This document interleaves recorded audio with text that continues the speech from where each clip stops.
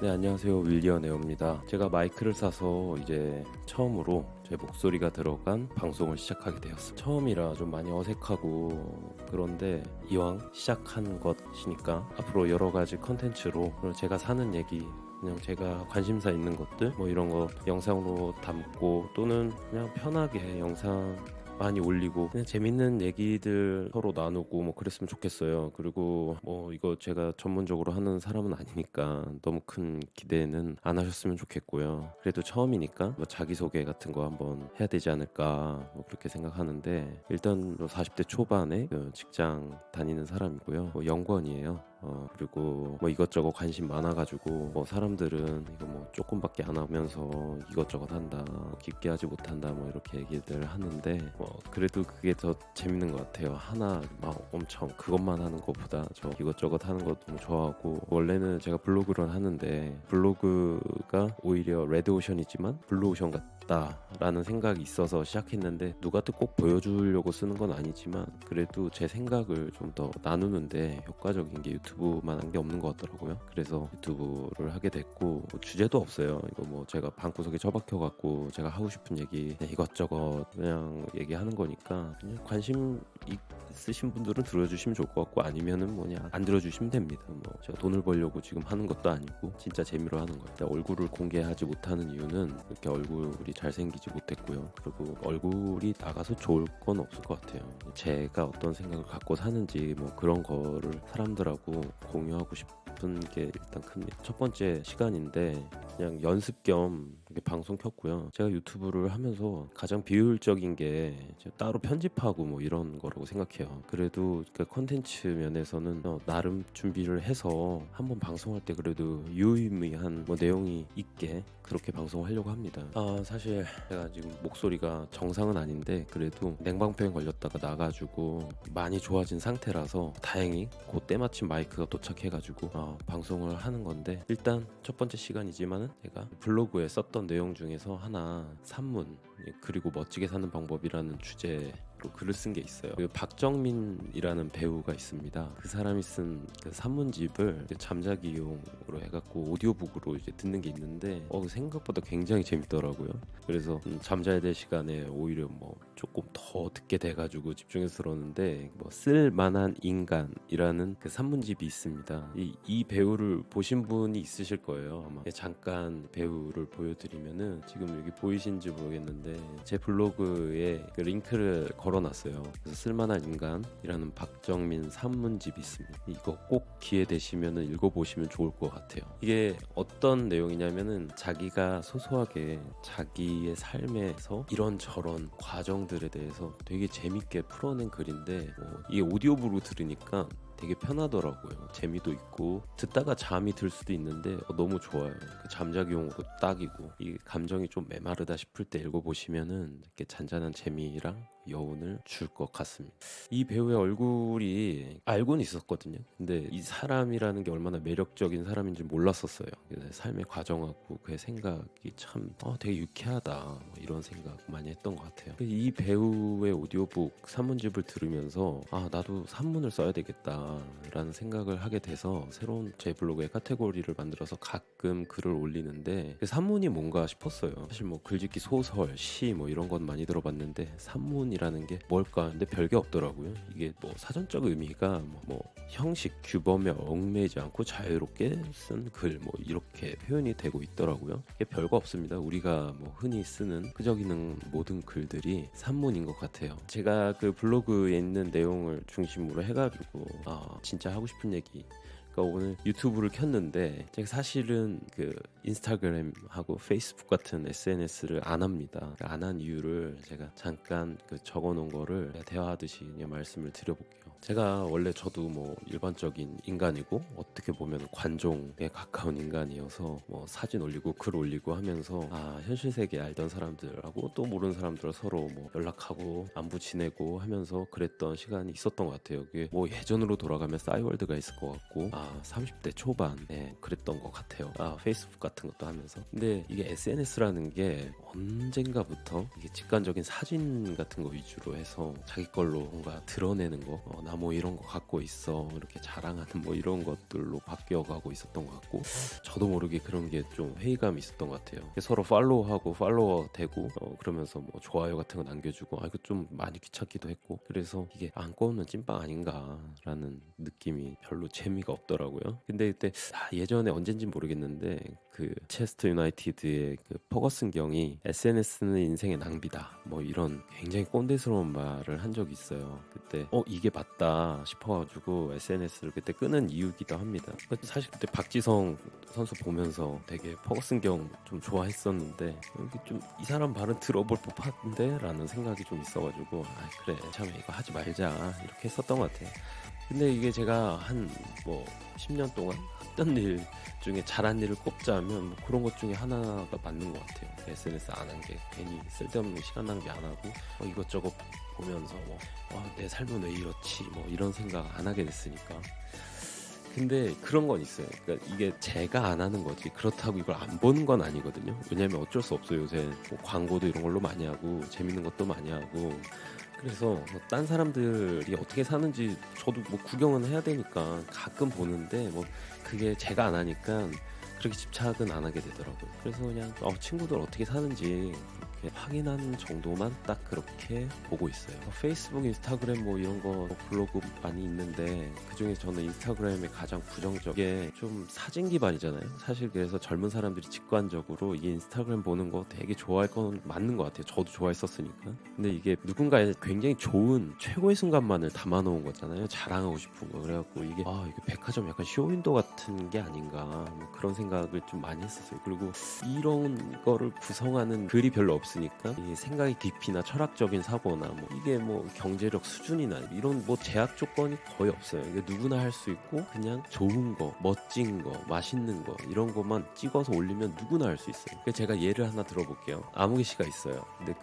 지금 손에 핸드폰 하나하고 바지 주머니에 뭐 돈 몇만 원 있는 거예요. 되게 꼴꼴한 일상이 아무개 씨한테 있는데, 이걸 벗어나고자 그 인근의 멋진 카페를 이제 찾아갑니다. 그럼 그 사람은 이제 커피 한 잔하고 케이크 하나 딱 주문하고 열심히 이제 인스타그램 올리려고 예쁜 사진 찍는 거 시작하고, 그 다음에 이제 사진 업로드하고 해시태그 꼼꼼하게 하고, 그럼 이 사람은 되게 기분이 좋을 거예요. 오늘 하루 내가 멋진 거 했으니까 나 이거 자랑하고 싶어 그러면서 자기가 팔로우하는 사람들 딱 방문해 주면서 이제 하트도 달리고 댓글도 달리고 하겠죠. 그럼 이 사람은 지친 일상에서 난 이제 세상과 소통하는 거야 하면서 굉장히 스스로 위안을 삼을 수 있어요. 근데 이제 밤이 찾아오고 이 아무개 씨는 이상한 감정이 밀려옵니다. 이제 마음 한켠이 씁쓸한 거예요. 이게 무한반복되는 거예요. 이게 되게 극단적으로 제가 사례를 든 건데 뭐 다 그런 건 아니겠죠. 근데 누군가는 SNS 하면서 그 자체로 충분히 행복해할 것이고, 그거를 제가 폄하하고 싶은 마음 없습니다. 어차피 다 각자 자기가 자유롭게 사는 사회니까 저는 저대로 그냥 제 자유롭게 제 의견을 말씀드리는 거니까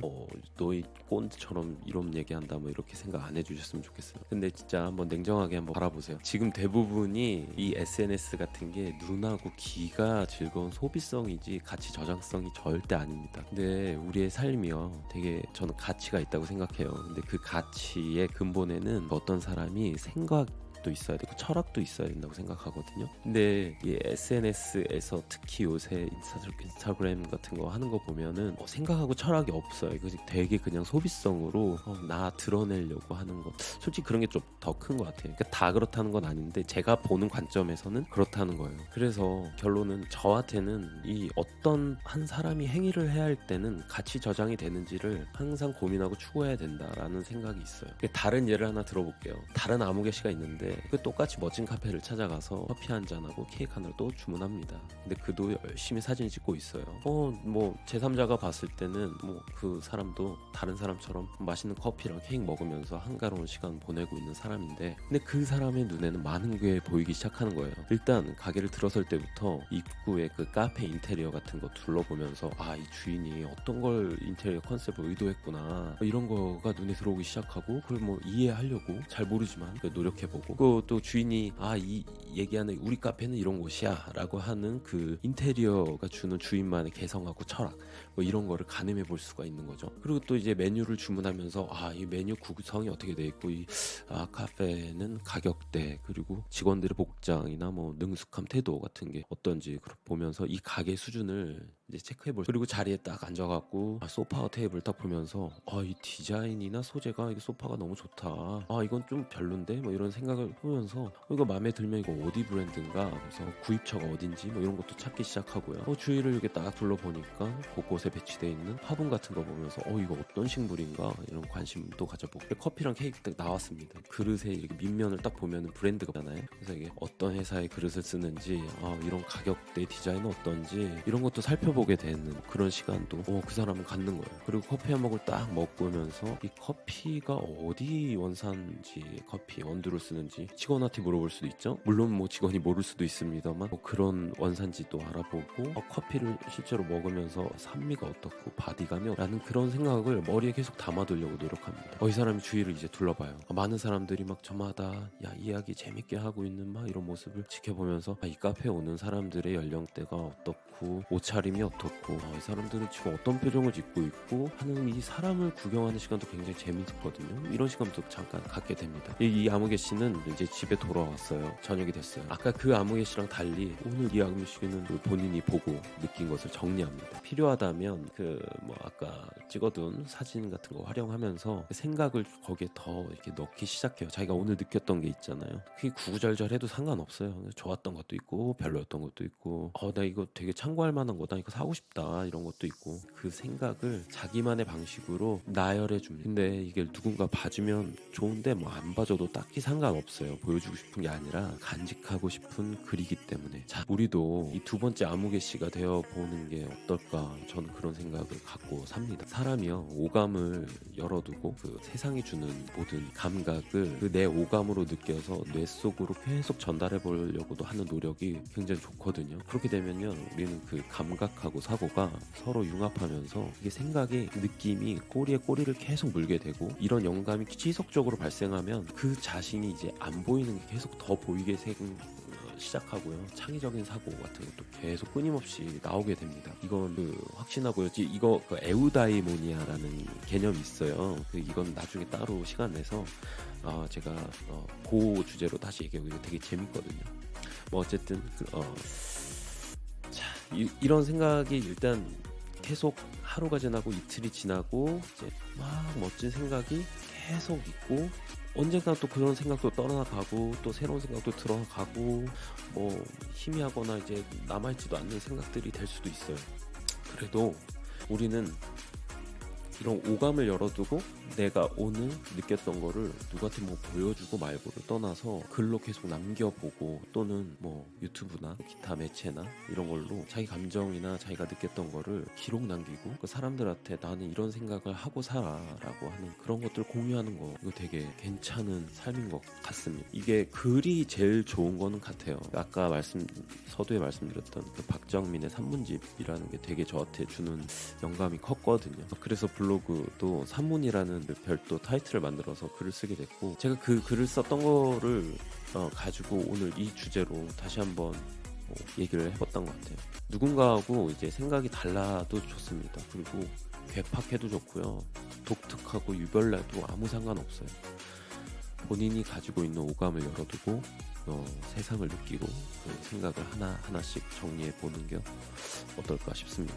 그러면 여러분들, 그리고 또 나 자신의 삶은 분명히 멋지게 바뀔 것 같습니다. 오늘 여기까지 마무리하고요.